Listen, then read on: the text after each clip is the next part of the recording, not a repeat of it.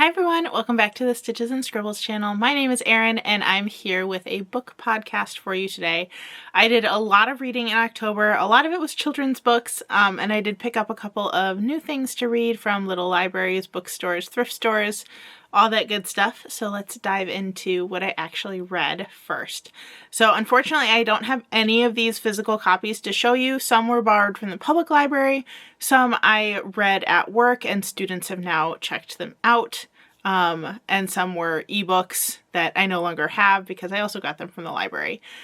Just for context, in case you are new to the podcast, I am a children's librarian at a small Catholic school. So our book collection gets traded out pretty frequently. And a lot of times when I read a book to the kids or give them kind of like an introduction preview of it, they pick it up right away afterwards. So frequently, if I've read something from work, I then don't have it to show you here on the podcast, but I still love to talk about it. The first book, I just lost my page. Hold on.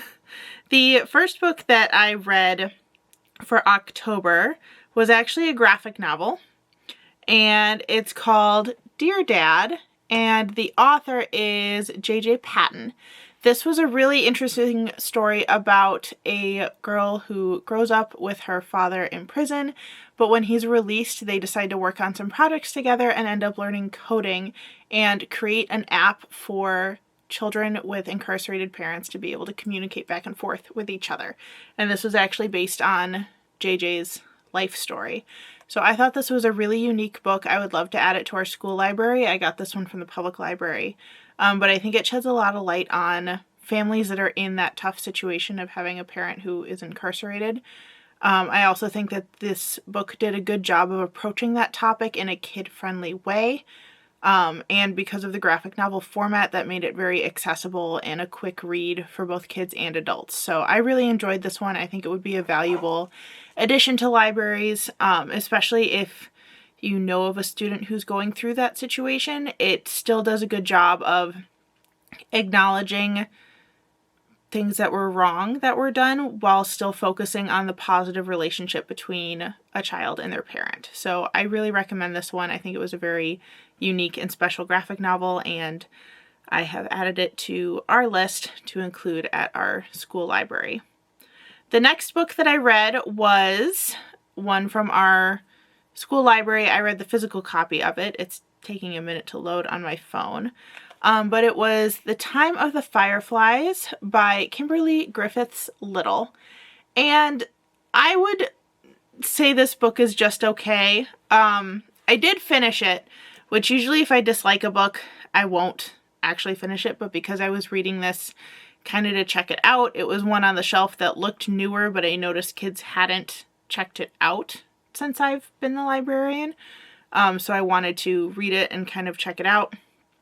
The premise of this story was very interesting. It's about a little girl, well, not little, I think she's like 11 or 12, a girl whose parents own an antique shop, and she starts receiving phone calls on the antique phones that are not hooked up to anything in her parents' shop. And it starts to kind of lead her on a journey of hearing things about the history of the house and the area and her family. And she ends up kind of jumping back and forth in time through these telephones. And fireflies are also involved. Whenever the time switches, you see fireflies. So it was a really unique premise for the story, and I think did a good job of providing the historical context needed in order to understand what was going on. But it just fell a little flat for me. It was almost like there was too much going on. I found this book as an adult reader really challenging to keep track of all of the moving parts. And there were a lot of things that were included that I think weren't necessary and just added too much detail, especially for the target audience. So I ended up not loving this one. I did put it back out for kids to read because they might like it even if I didn't. And it did get picked up right away after not being checked out for a while. So take that one with a grain of salt. You might like it. I also tend to not be a huge fan of historical fiction. But since this was kind of fantasy and history combined and kind of a mystery. I thought maybe it would work for me, but wasn't my favorite. I think if we didn't already have it in the library, it wouldn't be one that I would pursue purchasing. But since we already have it, I'm not going to get rid of it. The next one that I read was The Wild Robot by Peter Brown, and I loved this book. It's adorable. I read it because my area's Battle of the Books group put it on the Battle of the Books list for this year. And also the movie's coming out, so I wanted to read it. I haven't seen the movie, but I was kind of trying to get ahead of all the kids who would read it to see the movie. But I loved this book. I apparently had already read it several years ago, but didn't remember reading it. But this time around, definitely found it memorable. It was very cute. I also think it's a really good story showing adoptive families in a way that is easy for kids to understand, but still doesn't shy away from the nuances of that type of relationship.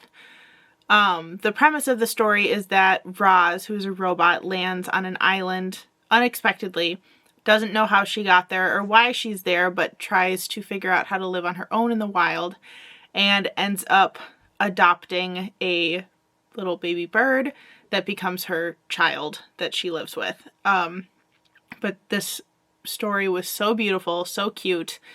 Really liked this, and so do my students. So I've added the second and third books to our library wish list. The next one I read was a book I had really high hopes for, and it also kind of fell flat. This was from the Kate the Chemist series by Kate Biberdorf, and it's called The STEM Night Disaster. So the premise of these books is that they're written by an author who is also a chemist. I don't remember in what capacity or context, but she has a chemistry background. And the main character is really into science and chemistry and all things kind of STEM related. So the books are formatted in such a way that each chapter starts with like a very true science fact. But I think the focus on the science made the story a little bit convoluted. I also found myself frustrated with some of the things going on in the book as a teacher. But this, let's back up for a second and talk about the story. So the story is that our main character, Kate, is trying to set up this experiment for her STEM night, and somebody is messing with her project, falsifying her results. And one of the big things that I didn't like about the way this was worded is that it so clearly was supposed to be a replacement for science fair. They called it a STEM night, but a lot of the experiments didn't follow science fair procedures. And I think that they did that intentionally because of the plot of the story, and kind of worked backwards to make that work for them. But it seemed like the inclusion of certain science topics was affecting the plot line instead of finding science topics that fit an existing plot. So to me as an adult reader, it felt like was planned in the wrong order kind of thing. Like clearly the author had certain science topics she wanted to address and built a plot around that, and that made the plot kind of feel not great. I also think that some of the science topics discussed by the character, who's supposed to be like 4th or 5th grade, were a little bit too advanced for that age. Not that a kid that age can't understand those topics, but the average kid that age probably doesn't. So it both felt like it would go over a lot of kids' heads, and the plot line wasn't as engaging as I would have liked it to be. So I was a little disappointed by that. I thought otherwise, like, I would have been interested in purchasing the series, but I think we can include STEM topics in books in a more authentic way. I think this also just goes to show that, you know, we have really beloved children's authors for a reason, and while some people are very talented in scientific fields, that doesn't necessarily mean that they're going to be a good children's book writer. I have the same feelings about Bill Nye the Science Guy, which was foundational to my early 2000s upbringing, But as a teacher, I don't show those videos because I feel like it bounces around too much and doesn't give kids a clear understanding of the science topics, which is what it's supposed to do. So I tend to be very picky about how science topics are portrayed with a background as a science teacher, and this is just one of those instances. So I will not be adding those to our library wish list. The next book I read was also from the public library, and I checked out to see if it was something we could include in our school library. It was called Too Small Tola by, I'm going to apologize for my pronunciation of the author's name, Atanuke with Onyinye Iwu is the author's names. I believe one of those names is the author and one is the translator. Yes, or no, one is the author, one is the illustrator. There we go. Too Small Tola was adorable. This is definitely going on our library wish list, but it's 3 short stories about a little girl who lives in Nigeria, and I think it did a great job of portraying what real life looks like for people who live in Nigeria and some of the concrete differences that our students might not understand without the context, but because it's told by a 7 or 8-year-old child, it's very understandable, and the little illustrations really help show what's going on. But I just thought this was really cute, and it's a great like beginner chapter book level book, which is something I'm always on the lookout for, is ways to bridge the gap between the like I can read level books and actual chapter books. So this was a good halfway point. So I will hopefully be purchasing that for our library soon. The next book I read was also one that I was previewing for the library. Can you sense a theme here? I was definitely on the lookout for some more books to include. So the next one I read was the first book in the Calvin Coconut series, which is called Trouble Magnet, and it's by Jacqueline Rogers and Graham Salisbury. Here's the cover. I read this as an ebook from the library, as same with, no, this was the only ebook. Too Small Tola and Kate the Chemist. I read physical copies of those books.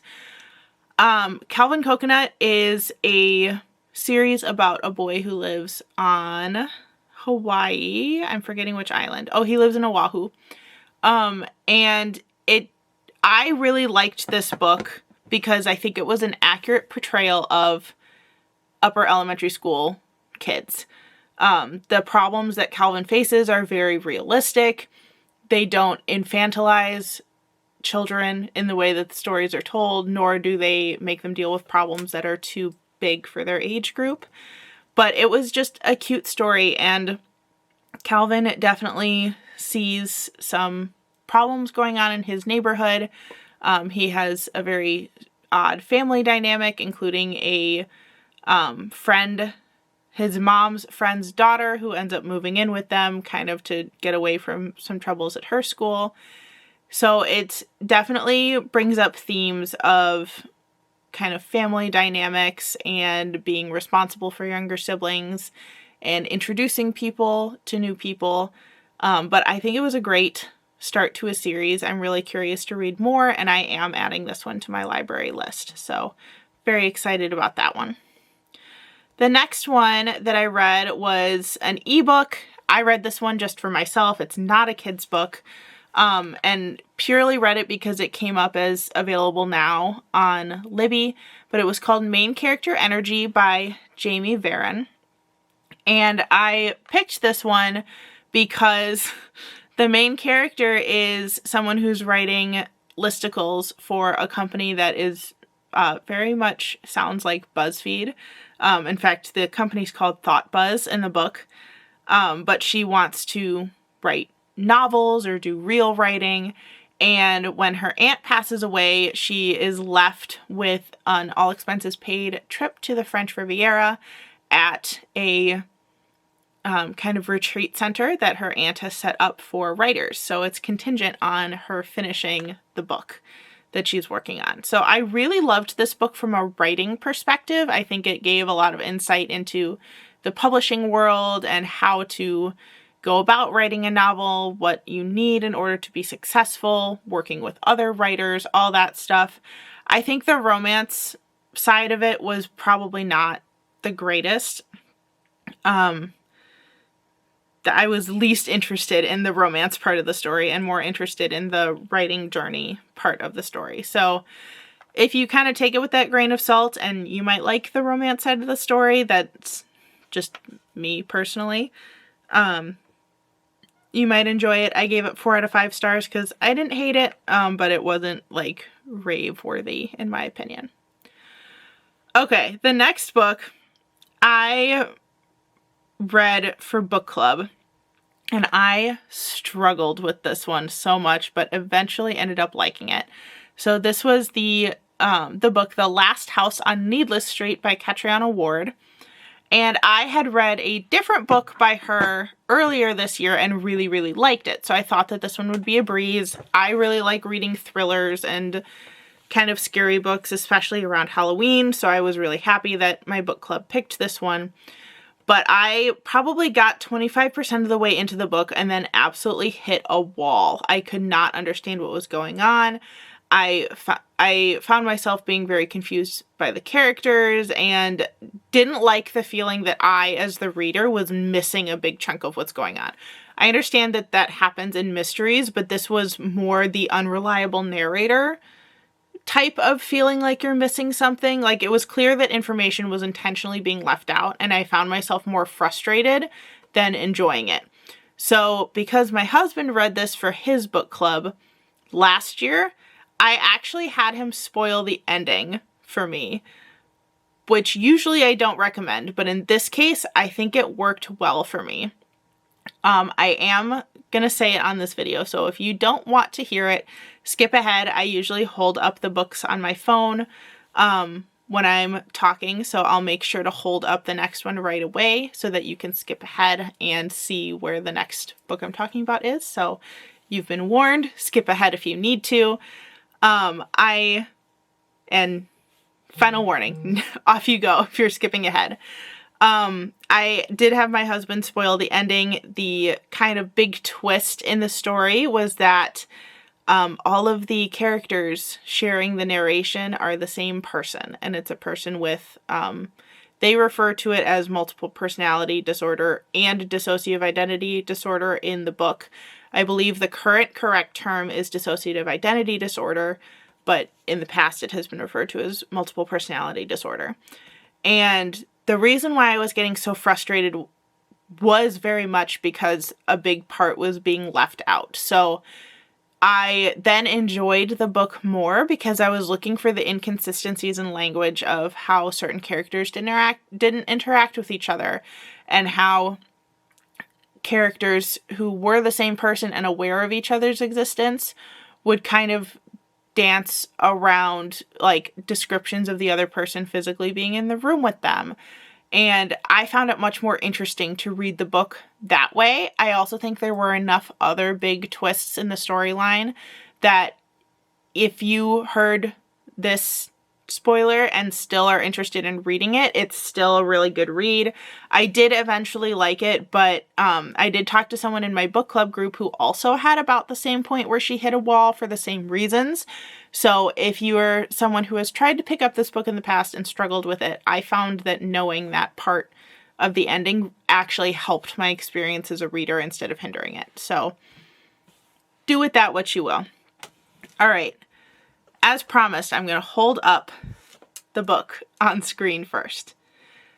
So if you're back from skipping ahead from the last book, you're in the right place. The next book that I read was a library book from my school library, and it was called Out of My Mind by Sharon M. Draper. And I read this one because the movie's coming out in November, and some of my students read it for one of their projects last year when I was a long-term sub in 5th grade. I loved this book. I think it's an incredible representation of someone with physical disabilities and gave a lot of empathy into understanding that situation because it's written from the perspective of a girl who has very severe physical limitations due to her disability.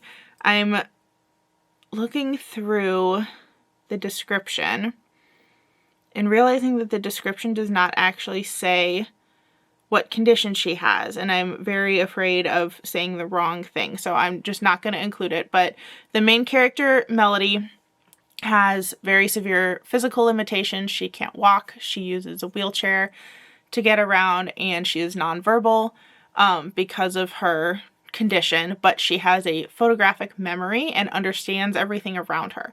So she expresses in the book feeling kind of trapped in her, not kind of, very much feeling trapped in her own body. And a big part of the story is that she gets a communication device where she can press buttons and it speaks aloud, and it allows her to enter a trivia competition with some of her classmates.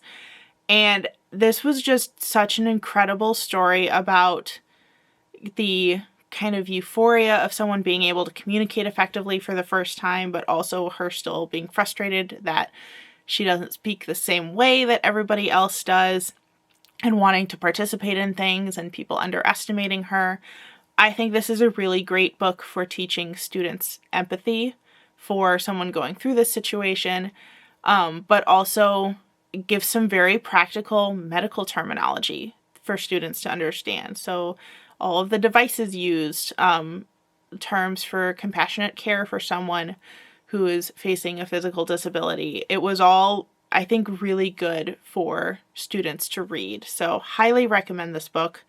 Our 5th graders tend to read it. I would say a 4th grader would probably be fine to read it. 5th grade and up is best, but I really recommend this. I believe the character is also in 5th grade, 5th or 6th grade. The next book I read was Book Lovers by Emily Henry. I read this as an ebook, and I read this for myself. This is not a kid's book, again. This is the second Emily Henry book that I've read, and I think the other one I read was, I can't remember if it was Beach Read or People We Meet on Vacation. I think maybe I've read both of them. I don't know. Neither of them really stuck out to me, despite the fact that I'm pretty sure I have Beach Read on my bookshelf upstairs. Like, I bought a physical copy at some point. Book Lovers, similar to the other romance book I read, I liked Book Lovers more for the discussions on publishing and editing books and stuff like that than I did the actual romance. But I did like the setup for this story. So the main character, Nora, works for a publishing company. She's very career-driven and not your typical, like, soft, fluffy romance female character.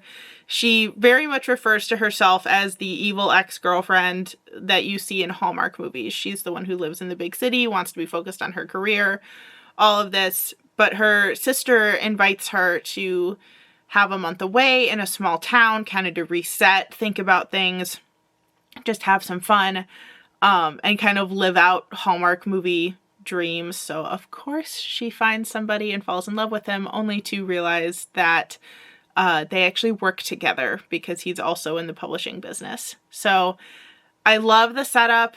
I think I've expressed this before in podcasts. I don't really want the spicy scenes or the intimate scenes in books, and this one definitely had a few scenes. They were very skippable and not very long. So if that's something that you can deal with, just skipping through them or not being bothered by them, it was a well-written book, definitely more memorable than the other two, which I couldn't even tell you the plot of either of those books if I tried. But again, I was more interested in the publishing world side of it than I was in the actual romance side. So still enjoyed it, still would recommend it to someone, especially if you like romance books. So anything I say about romance books in general, take with a grain of salt, because it's not my primary genre, although I seem to read an awful lot of them for saying that, so who knows at this point. The next one I read, I was really excited about because I have found that it's extremely difficult to find good Catholic fiction. I'm a practicing Catholic. I've mentioned before I work at a Catholic school.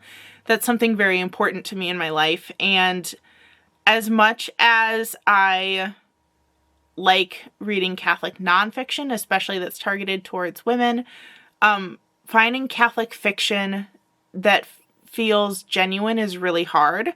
So I was excited just to find a Catholic fiction book in general. Although I will warn you now, this ended up not being my favorite either, but it was still a good one compared to what I've been exposed to in the past. So this was The Rocking Chair Prophet by Matthew Kelly. If you're also Catholic and that name sounds familiar, Matthew Kelly works primarily with Dynamic Catholic and publishes all of his books through them. And a lot of churches purchase like bulk copies of his book to like give away at Christmas. So this was just one of his, I believe, more recent books, and I believe his only fiction book. So The Rocking Chair Prophet, the premise of it is a man whose family dies in a horrific accident, and he goes and lives in the mountains by himself for 3 years and comes back with these kind of incredible abilities to advise people and not see into the future per se, but be able to provide comfort and tell people what their future is going to look like. So it's kind of just an imaginative fiction book of how would we react as a society if we had a modern day prophet. Really liked the setup to the story. Thought it had some incredible details. It felt really sad when it was supposed to. But because Matthew Kelly is a public speaker and writes primarily nonfiction about being of the Catholic faith, there's definitely a large chunk of the book that felt more preachy and less fiction. And that part felt very repetitive from Matthew Kelly's other books. But I will say the setup to that part was really good. And everything he says in the part that feels more like a lecture is still good. It's just that if you've read his other nonfiction books, you've heard it all already. So if you haven't read Matthew Kelly and you're looking for a way to read more Catholic books, I would say this is a great place to start because the fiction element really pulls you in. But if you're someone who has read everything Matthew Kelly has put out, don't expect any surprises because a lot of it was the same, just put into a fiction format instead of a nonfiction format. The next one that I read, and actually this is the last one that I read in October, was The Woman in the Window by A.J. Finn. And I picked this out on Libby because it was available, but did not realize that I had already watched the movie on Netflix when I chose it. Although the Netflix movie has a different title. It's something very long, kind of making fun of books with titles like this. So I think it's called like The Woman in the Window in the House Across the Street. Like some very long convoluted title. But I actually think that this book was quite well written. I did give it 4 stars. My margin for 4 stars is very wide. 4 stars goes everything from, it was okay to like, yeah, I liked it. Basically it means like 3 stars is there. It was equal like and dislike. So 3 is like neutral. 4 is like, it was okay. Premise of this book is you're following the main character, Anna Fox, who lives alone in her house, and she starts witnessing some mysterious things going on across the street in her own home and in the neighborhood kind of surrounding her, but she is agoraphobic, so she does not leave her house. So everything that she sees is kind of from her own internal world inside of her home. But I think it was a really good thriller. It definitely, because I had the context of the movie, which is a little bit more satirical of this genre, it took me a while to get into the mindset that this is not meant to be as satirical as the movie is, or maybe it was. It was harder to tell. But I do think it was still a really good thriller with a good twist. So, forewarning, if you've seen the Netflix movie, the plot is the same. It just doesn't have that kind of, what word am I looking for? It doesn't have the same undertone as the movie does. It's more a straight thriller than it is sarcastic or making fun of the genre. All right, I did pick up some new to me books from thrift stores, little libraries, all sorts of good stuff. I have also realized that someone in my neighborhood must do Book of the Month and hate every single book that they pick from Book of the Month, because I constantly find Book of the Month books in our local little libraries, and I do have 2 of those this time to show you. But those are at the bottom of my stack. I'm going to start with the one that I picked up yesterday. It's called The 10,000 Doors of January by Alex E. Harrow. And I'll go ahead and read the synopsis for this one. When one enters a door, one must be brave enough to see the other side. In a sprawling mansion filled with peculiar treasures, January Scalar is a curiosity herself. As the ward of the wealthy Mr. Locke, she feels little different from the artifacts that decorate the halls, carefully maintained, largely ignored, and utterly out of place. Then she finds a strange book, a book that carries the scent of other worlds and tells a tale of secret doors, of love, adventure, and danger. Each page turn reveals impossible truths about the world, and January discovers a story increasingly intertwined with her own. So this looked like a good fantasy book. Gave me kind of Narnia vibes, but creepier. And I am always a sucker for a really pretty cover, which this definitely hit all of those marks. So I'm excited to read that one.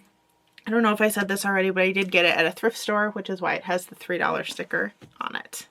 The next one I picked up hoping that it could be a library book at school, either adding this exact copy if I choose not to keep it for myself, or purchasing a copy for the library. But this is called Maisie Chen's Last Chance by Lisa Yee. Go ahead and read the synopsis. No story starts at the beginning. Maisie has never been to Last Chance, Minnesota until now. Her mom's plan is to stay for just a couple of weeks while Maisie's grandfather gets better. But plans change, and as Maisie spends more time in Last Chance, where she and her family are the only Asian Americans, and at Golden Palace, the restaurant that's been in the family for generations, she makes some discoveries. For instance, you can tell a lot about someone by the way they order their food. And people can surprise you, sometimes in good ways, sometimes in disappointing ways. And the Golden Palace has secrets. But the more Maisie learns, the more questions she has, like why are her mom and her grandmother always fighting? And who are the people in the pictures on the office wall? When she discovers that a family treasure has gone missing and someone has left a mysterious note, Maisie decides it's time to find the answers.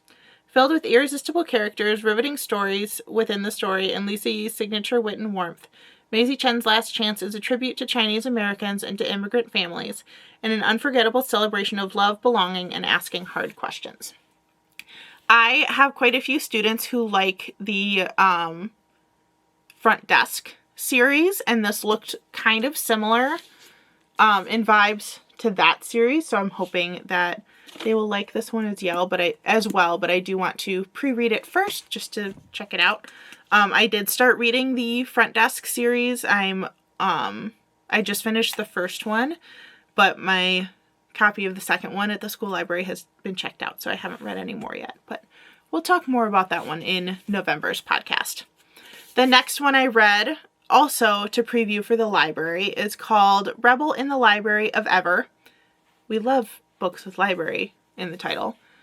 This one says, in the follow-up to the acclaimed... Oh, that's right, I remember. This one's actually the second book in the series, not the first, which is why I haven't read it yet or jumped on it. I need to get the first one. In the follow-up to the acclaimed middle-grade fantasy, The Library of Ever, only Lenora can save the ultimate library. Lenora has returned to the otherworldly library, which holds every book ever known on its shelves, but she discovers the library is under new management. Its incredible rooms and corridors turn dark and sinister. She quickly connects with a secret resistance that's trying to free knowledge from the shadows threatening it. Her new friends introduce her to an ancient lost city, hang-gliding, and mathematical beings larger than the universe itself, and they help her face the mysterious board of new leaders who must be stopped from leading the library into darkness. I love the setup for this. I will have to get my hands on the first book in this series, but I'm really excited about this. I'm hoping that it'll be a good fit for my students. Next one I picked up, both Rebel in the Library of Ever and Maisie Chen's Last Chance were from Little Libraries, as was this one. This is an adult book, and it's called Anita DeMonte Laughs Last by Xochitl Gonzalez. Also, beautiful cover, so we had to pick it up. This one says, 1985, Anita DeMonte, a rising star in the art world, is found dead in New York City. Her tragic death is the talk of the town until it isn't. By 1998, Anita's name has been all but forgotten, and certainly by the time Raquel, a third-year art history student, is preparing her final thesis. On College Hill, surrounded by privileged students whose futures are already paved for them, Raquel feels like an outsider. Students of color like her are the minority there, and the pressure to work twice as hard for the same opportunities is no secret. But when Raquel becomes romantically involved with a well-connected older art student, she finds herself unexpectedly rising up the social ranks. As she attempts to straddle both worlds, she stumbles upon Anita's story, raising questions about the dynamics of her own relationship, which eerily mirrors that of the forgotten artist. So, mystery, art-related, had to try it. The next two were from little libraries that are closer to me, and they are the two Book of the Month ones that I mentioned before. The first one is Yours Truly by Abby Jimenez. I read a different book by Abby Jimenez a few months ago and really, really liked it, even though it's a romance book, so I have high hopes for this one as well. This one says, Dr. Brianna Ortiz's life is seriously flatlining. Her divorce is just about finalized, her brother's running out of time to find a kidney donor, and that promotion she wants, that's probably going to the new man doctor who's already registering an 87 on Brianna's, censoring here, pain in the butt scale. But just when all systems are set to hate, Dr. Jacob Maddox completely flips the game by sending Brianna a letter. And it's a really good letter, like the kind that proves Jacob isn't actually evil. Worse, he might be fantastically funny and subversively likable guy who's terrible at first impressions, because suddenly he and Bree are exchanging letters, sharing lunch dates, and discussing the merits of freakishly tiny horses. But when Jacob decides to give Brianna the best gift imaginable, a kidney for her brother, she wonders just how she can resist this doctor, especially when he calls in a favor that she can't refuse. I do really like the way Abby Jimenez writes her characters. They have very believable, random conversations, which I love.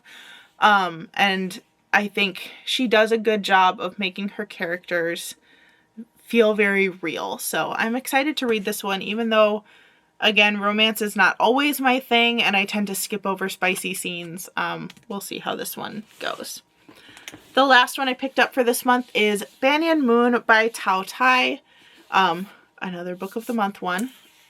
This one says, when Anne Tran gets the call that her fiercely beloved grandmother Min has passed away, her life is already at a crossroads. In the years since she's last seen Min, Anne has built a seemingly perfect life with a beautiful lake house, a charming professor boyfriend, and invitations to elegant parties that bubble over with champagne and good taste. But it all crumbles with one positive pregnancy test. With both her relationship and her carefully planned future now in question, Anne returns home to Florida to face her estranged mother, Huang. And I will apologize if I'm saying names incorrectly. Back in Florida, Huang is simultaneously mourning her mother and resenting her for having the relationship with Anne that she never did. Then Anne and Huang learn that Min has left both of them the Banyan house, a deteriorating old manor that was Anne's childhood home in all its strange Gothic glory. Under the same roof for the first time in years, mother and daughter must face the simmering questions of their past and their uncertain future, while trying to rebuild their relationship without the one person who's always held them together. So this looked like kind of an interesting family-based novel, and also fun cover, so had to try it, because that's just how we operate here. That's going to be it for this podcast. If you're interested in seeing books I've read in past months, make sure you check out my podcast playlist on my channel, and make sure to subscribe to my channel if you're interested in more book-related content like this, and also craft-related content like in my other videos. Thank you so much for watching, and I'll see you in the next one. Bye, everyone!